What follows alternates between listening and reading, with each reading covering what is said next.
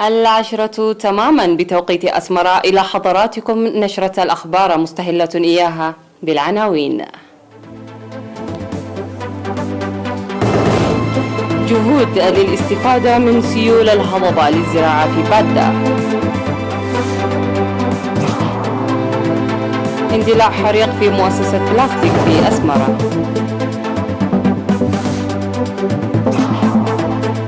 نفير حماية التربة والمياه في كومهولي وقدم لحازين.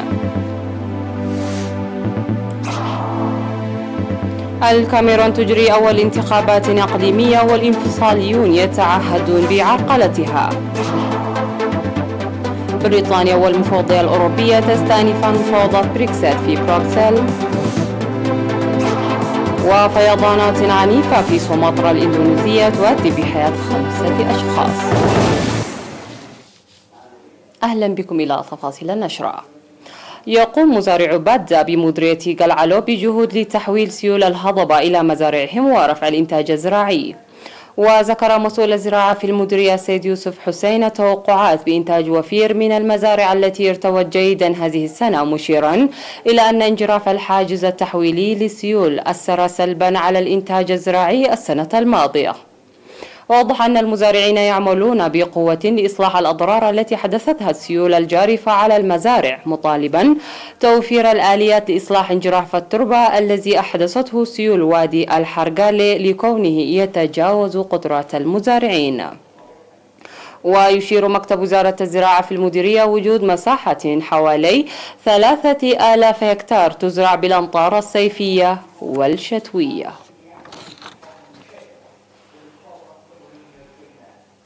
اندلع حريق الليلة الماضية في مؤسسة كوخب لأعمال البلاستيك في منطقة ساحة الفاتح من سبتمبر، وأحدث أضرارا في الأرواح والممتلكات. وأوضح مسؤول مكافحة الحوادث في إدارة الإقليم الأوسط المقدمة عند برهان تولدي أن الحريق اندلع بعد منتصف الليل وأحرق مشتقات البلاستيك المخزنة وفجر 7 أنابيب أكسجين، محدثا أضرارا جسدية ل3 أشخاص بينهم عضو أطفاء الحرائق وتلقون الرعاية الصحية في المستشفى.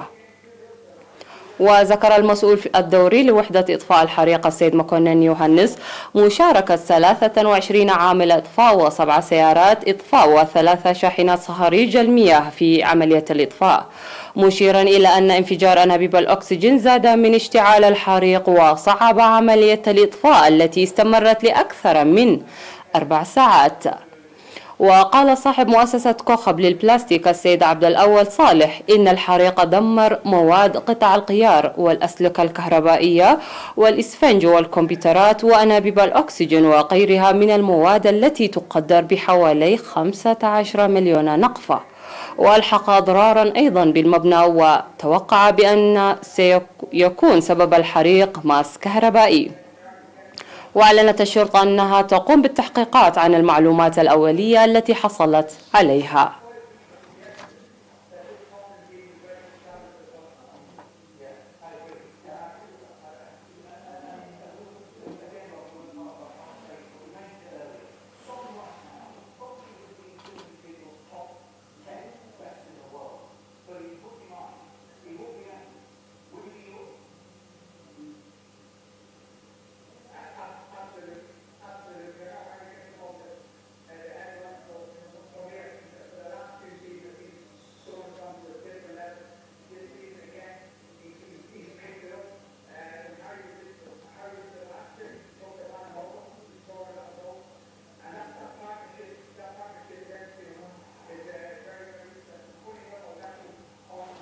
يقوم سكان ضاحيتي كومهولي وقدم لحازين في مديرية فورو بنفير لحماية التربة وحفظ المياه وإصحاح البيئة.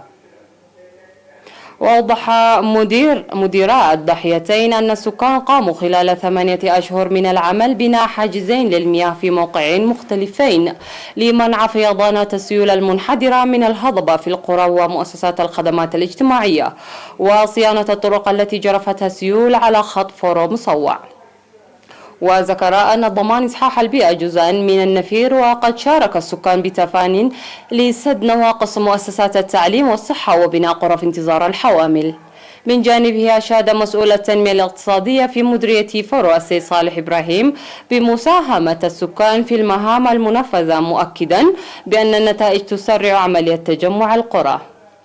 هذا ويذاول سكان ضحيتي كومهولي وقدم الحزين التي يقطنها أكثر من 12,000 أسرة الزراعة والرعي. أيها السادة المشاهدين، هذه كانت أخبارنا المحلية، فاصل قصير من ثم نعود لمتابعة الأنباء على الصعيد العالمي. ابقوا معنا.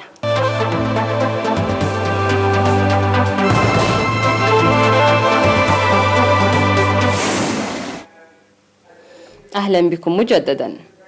تجري الكاميرون أول انتخابات إقليمية على الإطلاق، والتي تقول الحكومة إنها ستمنح الأقاليم مزيدا من السلطة. ويأمل الرئيس بول بيا تؤدي الانتخابات إلى تهدئة المنتقدين الذين يقولون إنها الأقاليم لطالما أهمل العشرة لهذه الدولة الواقعة في أفريقيا، وأن تضع نهاية لتمرد انفصالي مستمر منذ 4 سنوات في غرب البلاد الذي يتحدث الإنجليزية، والذي أصبح أكبر تهديد لحكمه المستمر منذ نحو 40 عاما. وكان المقاتلون الانفصاليون قد تعهدوا بعرقلة عملية التصويت في مناطق شمال غربي وجنوب غرب البلاد. وقال مسلحون انفصاليون إنهم سيعتقلون أي شخص يشارك في عملية التصويت. وذكر مسؤول محلي أنه لم ترد أنباء مبكرة عن وقوع اضطرابات، لكن تم السماع دوي إطلاق نار حول مدينة كومبو بشمال غرب البلاد. وأدى الصراع مع الانفصاليين إلى مقتل أكثر من 3,000 وأجبر 500,000 آخرين على ترك منازلهم. في بيان مشترك صدر عن دوينغ ستريت، أعلن رئيس الوزراء البريطاني بوريس جونسون ورئيسة المفوضية الأوروبية أورسولا فون دير لاين في ختام اتصال بينهما أن مفاوضات بريكسيت بين المملكة المتحدة والاتحاد الأوروبي ستستأنف جلساتها في بروكسل. وقال في البيان إنه على الرغم استمرار الخلافات يجب بذل مزيد من الجهود من قبل المفاوضين لتحديد ما إذا كان بالإمكان حلها. ويأتي الاتصال قضاة تعليق مندوبي لندن وبروكسل محادثات اللحظات الأخيرة وإقرارهم بأنه لم يتم الإيفاء بالشرط اللازم من أجل التوصل إلى اتفاق. وأشار كبير المفاوضين عن الجانب البريطاني ديفيد فروست ونظيره الأوروبي ميشيل بارنيه إلى وجود خلافات كبيرة بشأن عدد من المسائل الأساسية التي عطلت المحادثات منتصف الصيف. في الأثناء يزداد الضغط على الجانبين لإبرام اتفاق في وقت تشارف فترة بريكسيت الانتقالية التي تستمر 11 شهرا على الانتهاء في 31 من ديسمبر. ويعد التوصل إلى اتفاق ضروريا لتجنب أي اضطرابات عميقة لاقتصادات الجانبين المتضررة أساسا جراء كوفيد-19 وخصوصا بريطانيا. أعلنت الوكالة الوطنية للبحث والإنقاذ أن حصيلة ضحايا الفيضانات في مقاطعة سومطرة الشمالية بإندونيسيا ارتفعت إلى 5. وقال ساريمان سيتروس المتحدث باسم الوكالة في ميدان عاصمة الإقليم إن من بين القتلى رجل و3 نساء وطفل كانوا جميعا مصنفين في عداد المفقودين.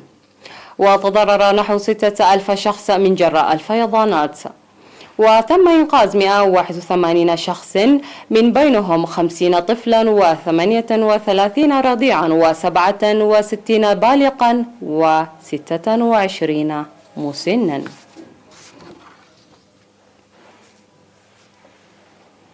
قالت وكالة الفضاء اليابانية إن مركبة فضاء يابانية تحمل أول عينات مكثفة من كويكب أكملت مهمتها التي استغرقت 6 سنوات وهبطت بسلام في منطقة نائية بأستراليا.